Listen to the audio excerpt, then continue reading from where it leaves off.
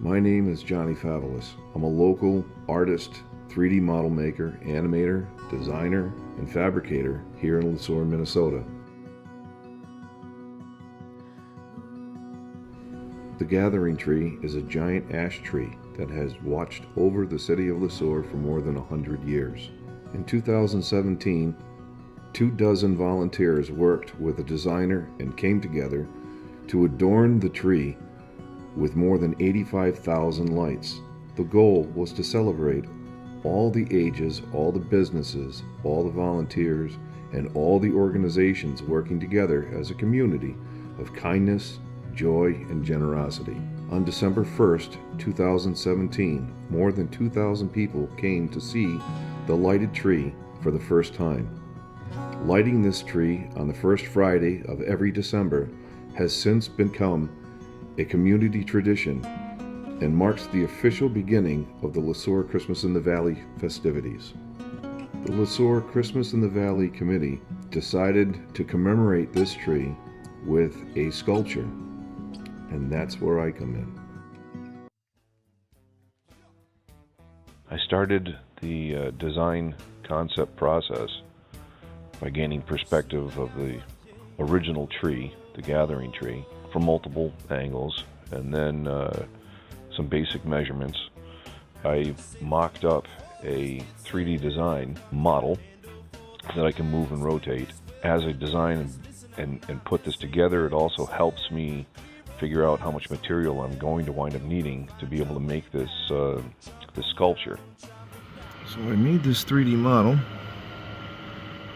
It's a miniature of a sculpture I'm going to be doing, at least as far as I know I'm going to be doing. It's going to be all metal. And this is for a project called the Gathering Tree. And I'm liking how it's coming out so far. I mean, it's only proof of concept, so I didn't get too detailed. So here is the proof of concept for the Christmas in the Valley committee to be able to look at and make a decision if this is something that they want to do. This all came about for trying to save the tree from emerald ash borer. Even though they're not going to be able to save the tree, eventually it's going to die. But the idea is to try to prolong its existence and promote some teachable moments for the community and the students about emerald ash borer and the millions of trees that have been destroyed since it was discovered here in the U.S. So it's October 13th, and last night, Christmas in the Valley committee voted to go ahead and move forward with making the sculpture. So heading to the shop to start working on a plan for moving forward.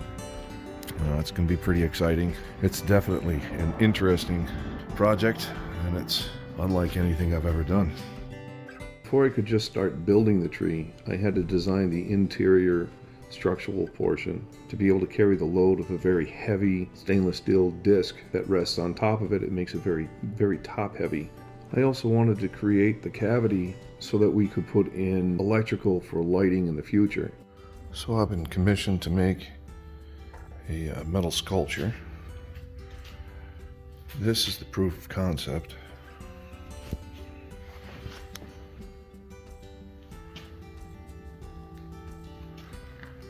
And we are going to build that out of a bunch of these, all recycle. I want to get them out of the hallway of the shop. I've got a bunch of them from the other part of the business, so we're going to cut these up, and we're going to save a tree by using recycled metal. It's October 25th today. I took a few days off of this project to build Christmas in the Valley's Facebook page and make a bunch of content for it. Now I'm back onto this project, and I figure that we're going to need approximately 50 square feet, 20 gauge steel. And that's going to require 3 filing cabinets, I think. Should just about do it. And that's going to be about 75 pounds worth of steel. Took about 20 hours to mark up and cut and sand both sides of 50 square feet of a filing cabinet. Yeah, a lot of prep work.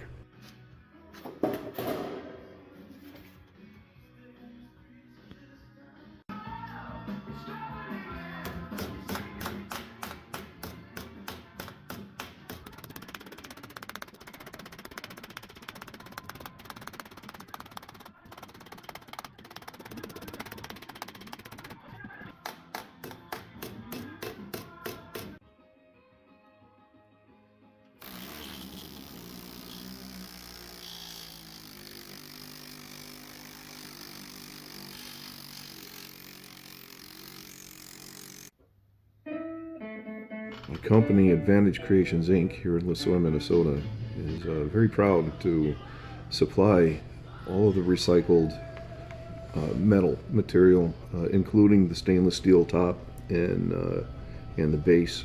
The stainless steel top is like 31 inches round, 3/16 of an inch thick, and the base is 18 inch by 3/16 of an inch as well.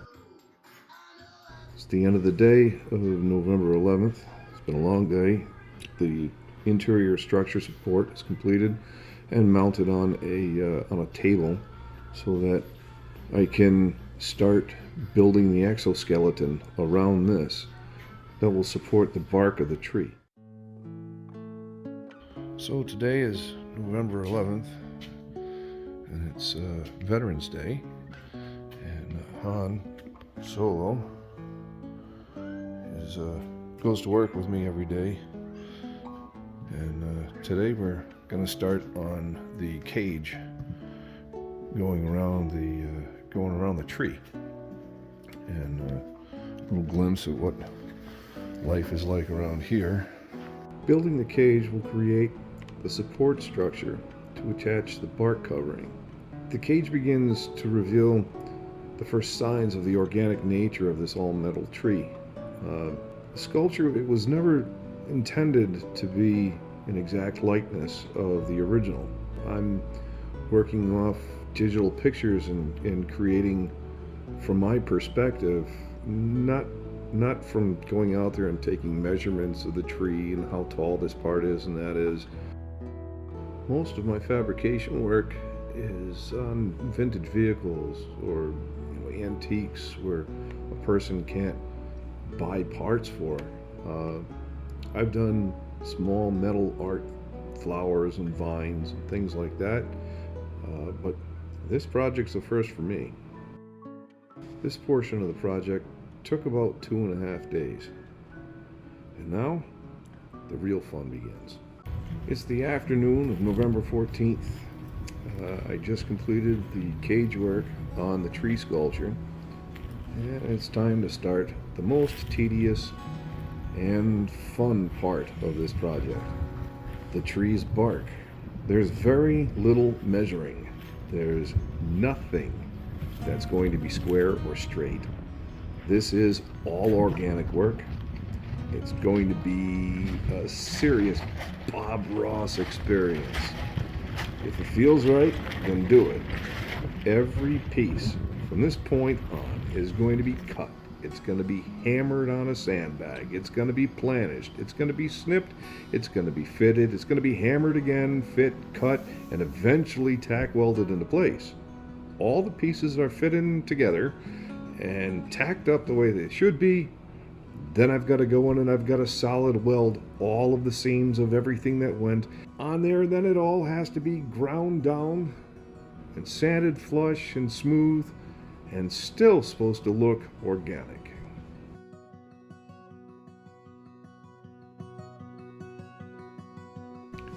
It's November 18th. The bark on the front of the sculpture is coming along nicely. I'm 4 days in to this phase of the project. The deadline is looming. Today I start the back of the tree, which is bark free at this moment.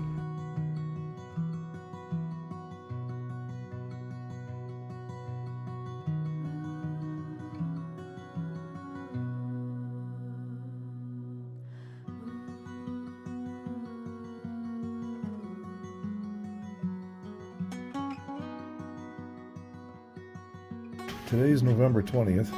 I've gotten a lot of work done on the bark for the backside of the tree sculpture, and I took a few hours out today to test out my concept for the coloring of the bark, and this is what I've come up with. This is one of the cutoffs from the limb. This was coated. You can see that there's a texture to this. I used a metal compound. It has to be metal for the powder coat to work, because you've got positively charged powder that comes out of the gun, and it adheres to the negatively charged piece of metal, and that's what holds the powder in place.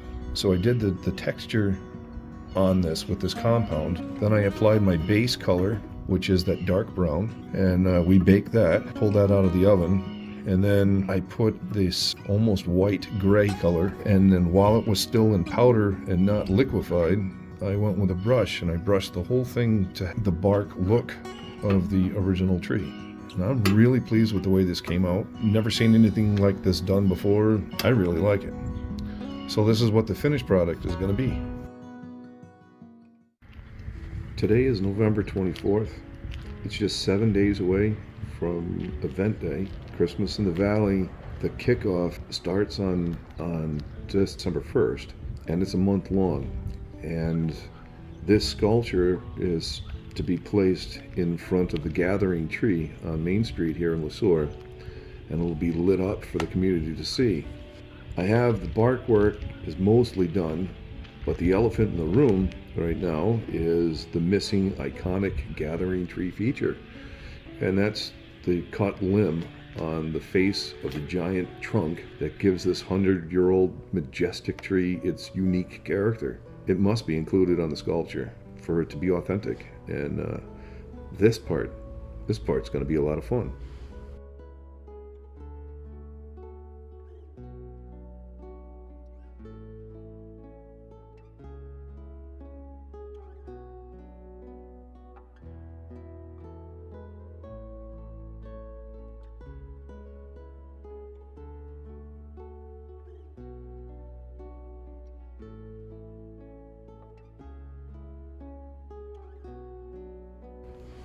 So today's November 27th.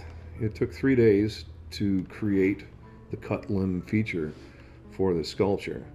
There were about 35 pieces that I had to cut and shape, fit, tack, weld, and grind and sand.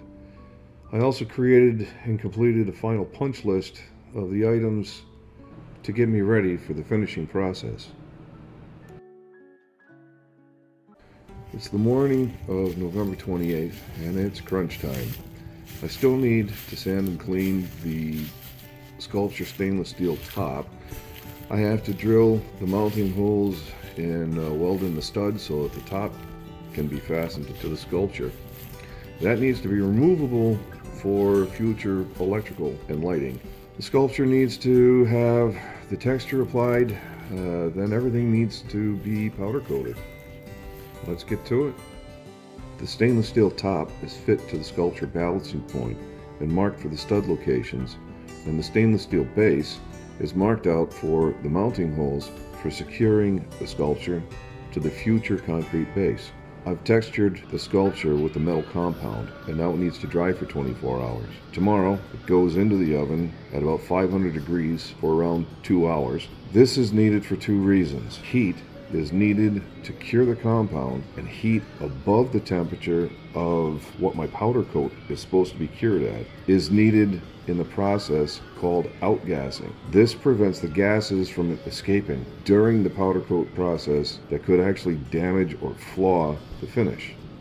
The base is outgassing right now in the oven, and it'll stay in there for about an hour and a half.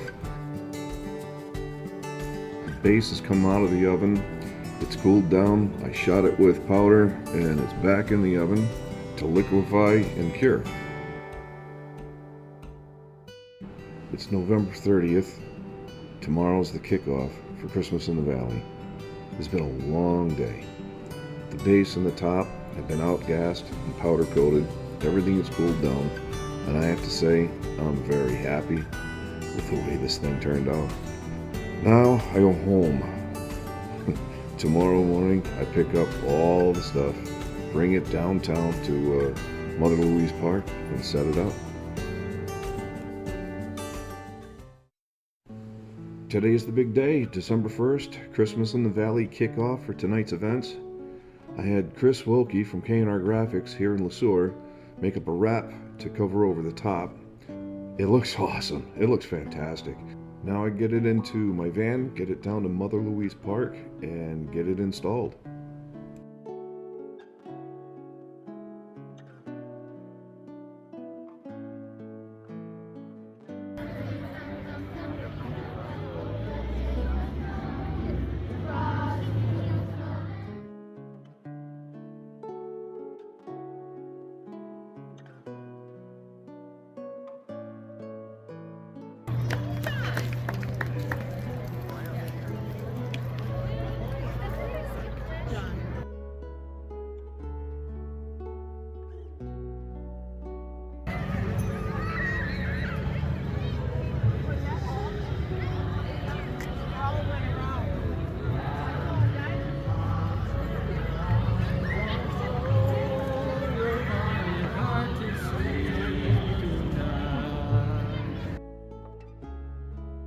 Now you can see the reason this tree is so important to this community.